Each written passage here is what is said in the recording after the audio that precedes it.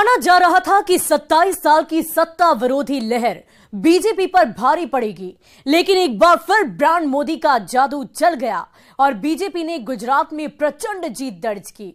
गुजरात के अलावा मुजफ्फरपुर की कुर्नी सीट भी बीजेपी ने महागठबंधन से छीन ली। यानी विपक्षी रणनीति पर हर बार मोदी मैजिक भारी पड़ रहा है। नमस्कार, मैं हूं शुभ मिश्रा और आप देख रहे हैं न्यूज 18 विशेष।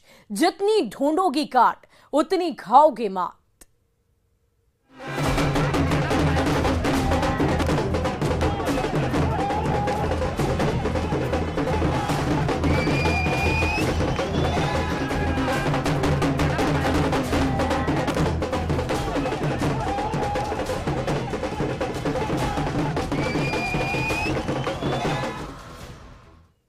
और देखिए, लगभग 2 दशक से ज्यादा की सत्ता विरोधी लहर के बावजूद बीजेपी ने गुजरात में जीत दर्ज की है। और सिर्फ जीत ही नहीं बल्कि प्रचंड जीत। और इस बार बीजेपी ने राज्य में सबसे ज्यादा सीटें हासिल की है।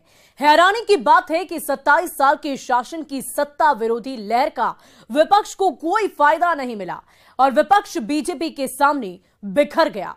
चुनाव प्रचार प्रसार के दौरान कांग्रेस और आम आदमी पार्टी दोनों ने मिलकर प्रधानमंत्री नरेंद्र मोदी पर जमकर हमले किए, लेकिन गुजरात की जनता ने इसे गुजराती अस्मिता से जोड़कर ऐसा जवाब दिया कि बीजेपी की जीत ऐतिहासिक बन गई। देखिए गुजरात में बीजेपी की प्रचंड जीत के मायने।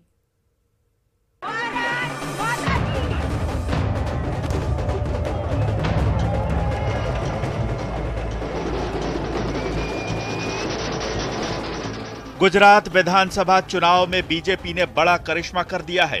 गुजराती अस्मिता के आगे विपक्ष की राजनीति धराशायी हो गई और गुजरात में एक बार फिर भगवा परचम लहरा गया। प्रधानमंत्री नरेंद्र मोदी के लिए यह चुनाव बड़ी चुनौती थी, खासकर जिस तरीके से कांग्रेस और आम आदमी पार्टी ने उन्हें निशाना बनाया था, उसका जवाब गुजरात की जनता ने दे दिया। हाँ, जहां विपक्ष जो है वो रोजगार की बात करते रही, महंगाई की बात करते रही, आप पार्टी जा करके लोगों के साथ लोक लुभावन वादे करते रही कि जिस तरह से हमने दिल्ली में फ्री बिजली किया है, फ्री पानी किया है, हम गुजरात के लोगों को ये प्रोवाइड करेंगे। लेकिन जब भारतीय जनता पार्टी ने गुजराती अस्मिता का सवाल उठाया तो उसके सामने इनके ये जो मुद्दे थे वो गौण हो गए। और जब ये गौण हुए तभी तो ये परिणाम इस तरह से दिख पाया। तो गुजरात के लोगों को जब भी नरेंद्र मोदी जब वहाँ के मुख्यमंत्री भी थे और जब 6 करोड़ गुजराती भाइयों कह करके वो संबोधित करते थे तो एक भावनात्मक आकर्षण लोगों को दिखता था और ये कनेक्ट करने में सफल हो जाते थे। इस बार भी वही हुआ। नरेंद्र मोदी हो या अमित शाह हो या इनके मंत्रिमंडल के सदस्य हों, सब लोगों ने गुजराती अस्मिता की बात की कि ये गुजरात की अस्मिता का सवाल है। चुनाव प्रचार के दौरान कांग्रेस और आम आदमी पार्टी ने प्रधानमंत्री नरेंद्र मोदी पर खूब निशाना साधा था। गुजरात की जनता ने इसे भावनात्मक तौर पर लिया और वोटों में बदल दिया। नतीजा सबके सामने है।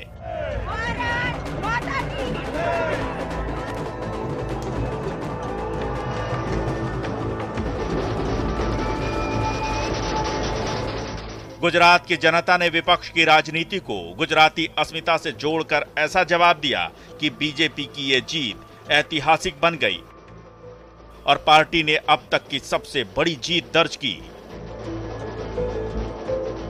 हर बार की तरह इस बार भी प्रधानमंत्री नरेंद्र मोदी ही बीजेपी के लिए तुरुप का इक्का थे।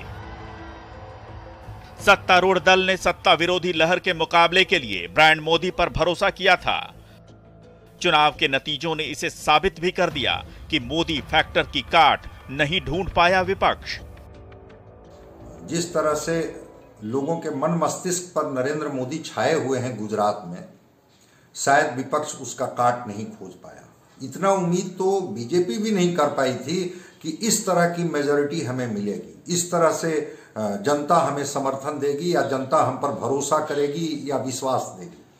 तो स्वाभाविक है। और विपक्ष बिल्कुल जो किनारे दिख रहा है स्वाभाविक है कि नरेंद्र मोदी की ताकत को, नरेंद्र मोदी की जो अपनी जो एक आभा है, नरेंद्र मोदी का जो एक करिश्माई व्यक्तित्व है, शायद उसका अगर काट ढूंढने में कामयाब हो पाती विपक्ष तो शायद ये तस्वीर देखने को गुजरात में नहीं मिलती। कहीं ना कहीं से नरेंद्र मोदी को कम आंकने की वजह से गुजरात में ये तस्वीर देखने को मिली। इस चुनाव में बीजेपी का कैंपेन नरेंद्र मोदी और मुख्यमंत्री भूपेंद्र पटेल के चेहरे के इर्द गिर्द लड़ा गया था। इसके भरोसे बीजेपी ने प्रचंड जीत दर्ज की, तो वहीं कांग्रेस ने अब तक का सबसे खराब प्रदर्शन किया। हालांकि इस चुनाव में आम आदमी पार्टी अपनी हवा बना रही थी और सरकार बनाने का दावा भी कर रही थी, लेकिन उसकी हवा गुब्बारे जैसी साबित हुई। हालांकि वोट प्रतिशत में जरूर उसे फायदा हुआ। एक तरह से गुजरात की जनता ने आम आदमी पार्टी की मुफ्तखोरी की राजनीति को भी खारिज कर दिया। बिल्कुल नकार दिया है। अब मुफ्त में हमको कुछ नहीं चाहिए भाई। चुनाव नतीजे जो हैं वो तो यही बतला रहे हैं।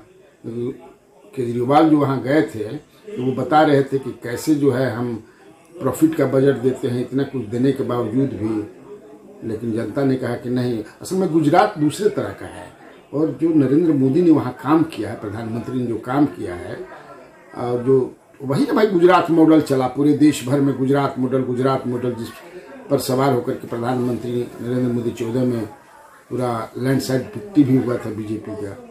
मुझे नहीं लगता है कि मुफ्त में मुझे लगता है कहीं नहीं चलेगा, गुजरात में ही नहीं, कहीं नहीं चलेगा मुफ्त में। जनता चाहती है हमको सब कुछ मिले, भले पैसा ले लीजिए आप, हमको मुफ्त में कुछ नहीं चाहिए। आपके चुनावी मैदान में उतरने से गुजरात में मुकाबला त्रिकोणीय हो गया था। आप फैक्टर ने कांग्रेस की परेशानी बढ़ा दी। लगभग 20 से ज्यादा सीटें ऐसी हैं जहां आम आदमी पार्टी दूसरे नंबर पर रही और कांग्रेस तीसरे नंबर पर। जाहिर है आपने सबसे ज्यादा नुकसान कांग्रेस को पहुंचाया, यानी बीजेपी के सामने विपक्षी वोट कांग्रेस और आम आदमी पार्टी में बंट गया। तो देखिए मोदी मैजिक नरेंद्र मोदी पूरे देश में एक्सेप्टेबल हैं और कहीं पर भी हर जगह उनका मैजिक चल रहा है। यही कारण है कि गुजरात में प्रचंड बहुमत के साथ नरेंद्र मोदी की सरकार जो है, तो नरेंद्र मोदी कह लें या भारतीय जनता पार्टी की सरकार वहाँ फिर से बनी है। तो यह और उनका नरेंद्र मोदी का जो है सो होम स्टेट है वो, इसलिए वहाँ पर कोई आदमी वहाँ पर इंटरफेरेंस नहीं चलेगा ही नहीं। वहाँ पर जब चलेगा तो नरेंद्र मोदी का ही चलेगा और उनकी पार्टी का चलेगा, और वही कारण है कि वहाँ प्रचंड बहुमत के साथ भारतीय जनता पार्टी फिर से गुजरात में सरकार बनाने जा रही है। गुजरात में बीजेपी ने 1995 से कोई विधानसभा चुनाव नहीं हारा है। 27 साल के शासन के बाद सत्ता विरोधी भावनाओं से जूझते हुए बीजेपी ने राज्य में प्रचंड बहुमत हासिल किया है। साल 2002 के चुनावी नतीजों में बीजेपी ने गुजरात में 127 सीटों पर जीत हासिल की थी, लेकिन 2022 में यह आंकड़ा 150 के पार पहुंच गया। केवल गुजरात मॉडल ही नहीं, इसको केवल हम गुजरात मॉडल ही नहीं कहते। देखो मैं तो गया था ना गुजरात में, मैं 4 दिन बिताया गुजरात में। नरेंद्र मोदी बहुत पॉपुलर है वहां पे। वो एक तरह से आप कहिए एक तरफा था, कोई लड़ाई में था ही नहीं, न कांग्रेस थी न आप कुछ। आप ये बताइए मोरबी में जीतना क्या, मोरबी जहां पर हाल ही फिलहाल में बहुत बड़ी दुर्घटना हुई थी, वहां भी जनता ने स्वीकार कर लिया। तो आप क्या समझते हैं? तो मोदी का वो करिश्मा है वहां पर। मॉडल तो है जो उन्होंने मॉडल दिया, और वहां के जो लोग हैं वो दूसरे तरह के भाई लोग हैं। 27 साल की सत्ता विरोधी लहर के बावजूद ऐसी बड़ी जीत वाकई राजनीतिक पंडितों को भी हैरान करती है। ऐसे में आखिर बीजेपी की इस प्रचंड जीत के मायने क्या हैं, जरा इसे समझ लेते हैं।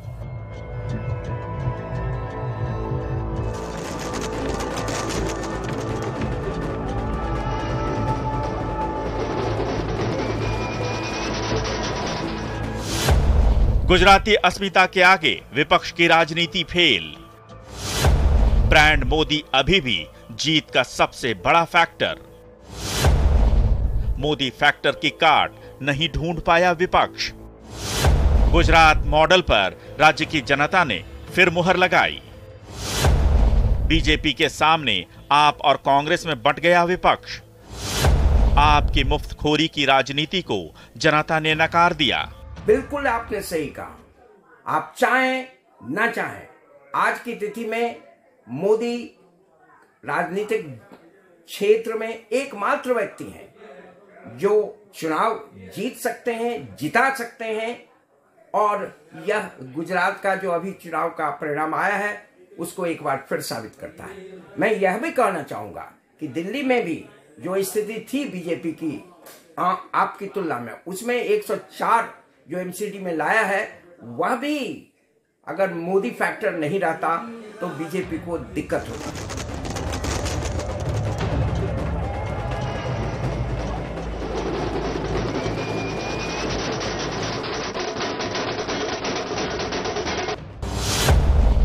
गुजरात में इस बार मतदान प्रतिशत 2017 की तुलना में लगभग 4% कम हुआ था।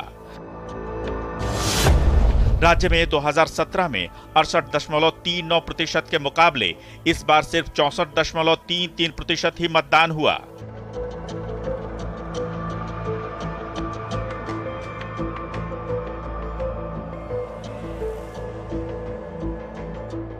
हालांकि एग्जिट पोल में बीजेपी की जीत पक्की मानी जा रही थी, लेकिन इतनी बड़ी जीत की उम्मीद किसी को नहीं थी।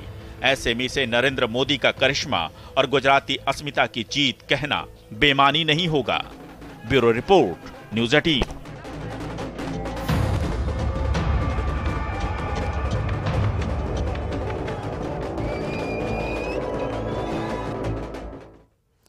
और गुजरात के बाद मुजफ्फरपुर के कुढ़नी में भी मोदी लहर जल गई। बीजेपी से पटखनी खाने के बाद सीएम नीतीश का जादू बेअसर साबित हुआ।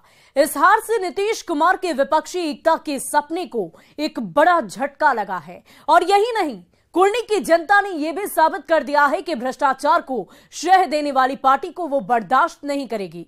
कुढ़नी की जीत के और क्या कुछ मायने हैं, आइए वो भी समझते हैं।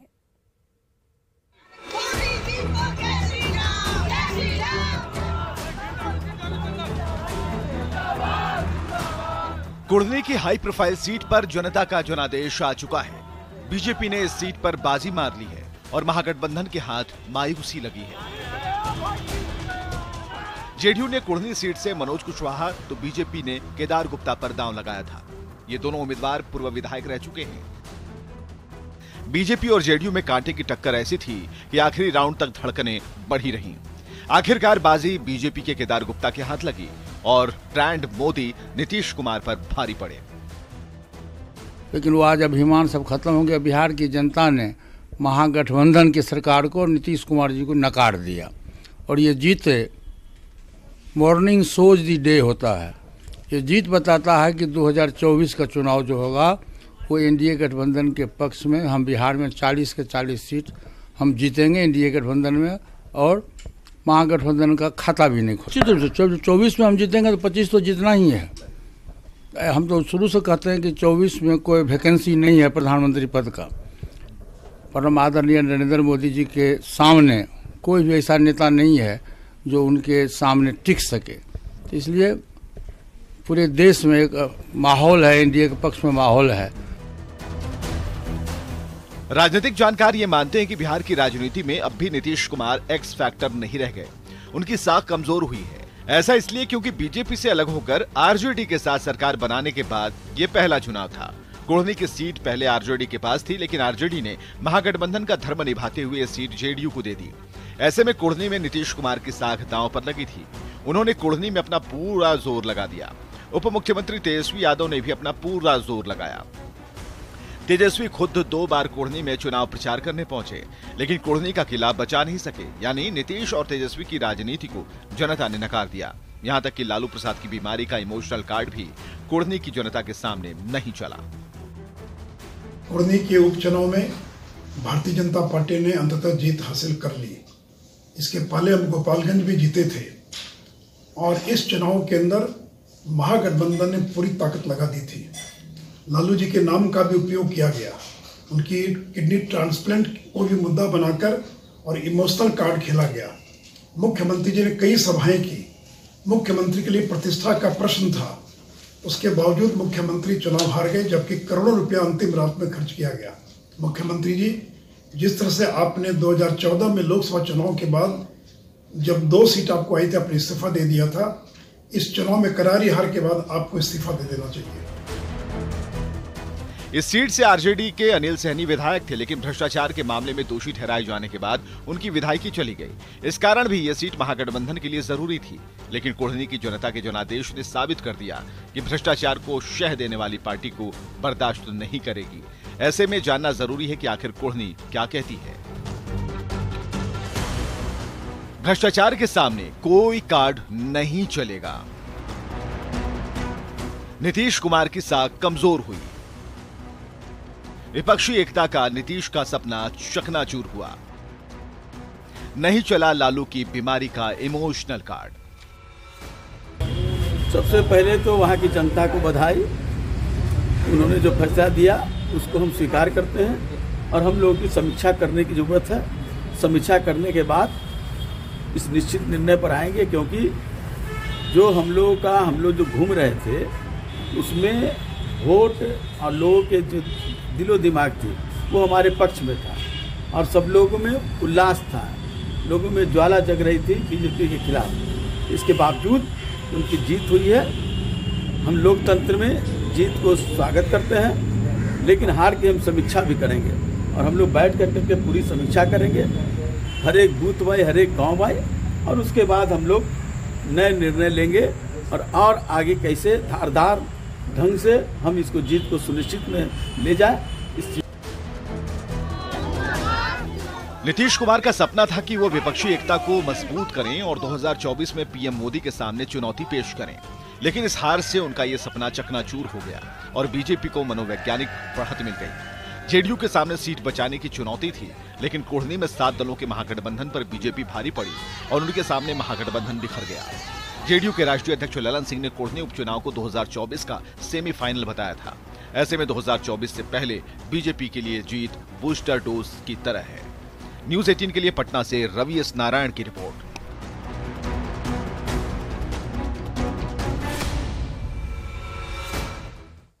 और देखिए, भले ही गुजरात में बीजेपी ने प्रचंड जीत दर्ज की और कुर्नी में भी महागठबंधन से बाजी मार ली, लेकिन हिमाचल प्रदेश में बीजेपी के हाथ निराशा लगी है।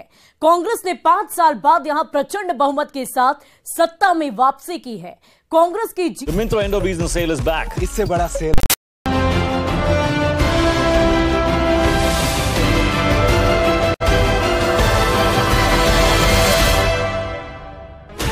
$16 channels, 15 languages, 26 states, 1,200 plus reporters, 67 plus crore viewers. India's largest news network, News 18 Network.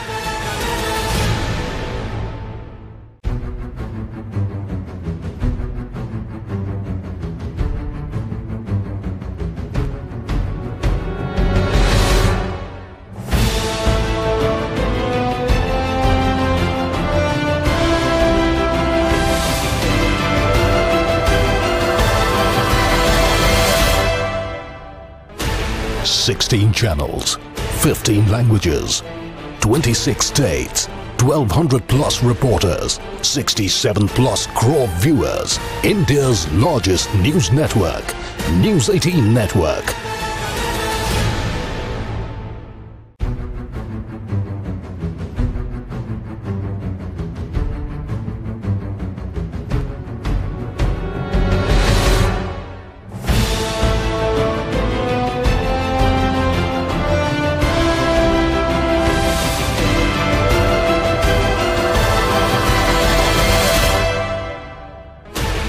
$16 channels, 15 languages, 26 states, 1,200 plus reporters, 67 plus crore viewers. India's largest news network, News 18 Network.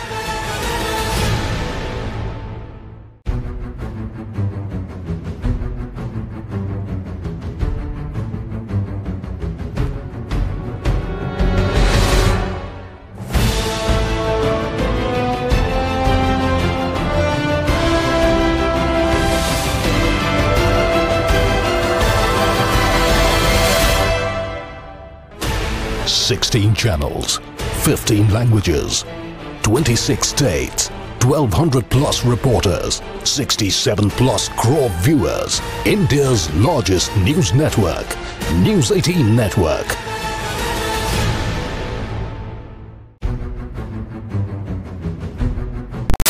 माता की भारतीय जनता पार्टी, भारतीय जनता पार्टी।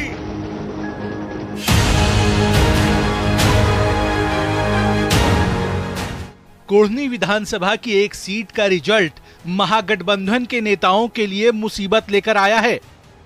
तभी तो अभी से रार दिखनी भी शुरू हो गई है। सबसे पहले आरजेडी के प्रदेश अध्यक्ष जगदानंद सिंह का बयान सुनिए। महागठबंधन को लेकर क्या कह रहे हैं। यदि दो चीजें एक जगह मिलती हैं तो एका खोने में थोड़ा एक स्वरूप ग्रहण करने में जो समय लगता है, यही है इस नतीजे का परिणाम कि अभी जिस एकता और ताकत के बल पर इस बिहार को लेकर के चलना है कमजोर गरीब, जिसको हम कहते हैं कि देश को खंडित से बचाने होने वाली ताकत, गांव की रक्षा करने वाले, गुड़शेबाजियों से इस भारत को बचाने वाले लोग, अभी एकात्मक स्वरूप उनका नहीं हो पाया, थोड़ा समय शायद लगेगा। कोढ़नी में जेडीयू की प्रतिष्ठा दांव पर थी, क्योंकि महागठबंधन की ओर से मनोज कुशवाहा को प्रत्याशी बनाया गया था। अब बीजेपी से जब हार मिली तो पार्टी के नेता कहने लगे कि हार की समीक्षा करेंगे। यही नेता पहले जीत के दावे करते नहीं थकते थे। कहीं सड़क, बिजली, पानी, सारे लोग सरकार की प्रशंसा कर रहे थे और महागठबंधन को भी सब लोग सराह रहे थे, जो नहीं साहब ये अच्छा हुआ है। तो स्थानीय मुद्दे इतने हावी हो जाएंगे, ये हम लोगों को उम्मीद नहीं थी। और निश्चित रूप से जिस तरह के नतीजे, हालांकि बहुत कम मतों के अंतर से हम हारे। डायबिटीज से इम्यूनिटी